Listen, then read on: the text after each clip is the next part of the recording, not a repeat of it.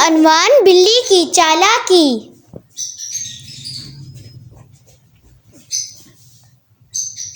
एक गांव में एक चालाक बिल्ली रहती थी। वो हमेशा खाने की तलाश में रहती। एक दिन उसने एक चूहे को पकड़ने का मंसूबा बनाया। बिल्ली ने चूहे से कहा, मैं अब बूढ़ी हो गई हूँ, शिकार नहीं कर सकती, आओ हम दोस्त बन जाएं।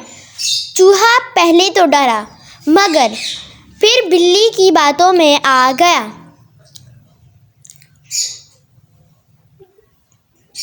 जैसे ही चूहा करीब आया, बिल्ली ने झपटा मारा और उसे पकड़ लिया।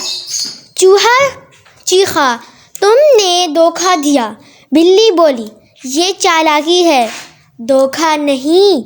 ये कहानी हमें सिखाती है कि दूसरों की चालाकी से होशियार रहना चाहिए। अल्लाह हाफ़िज़।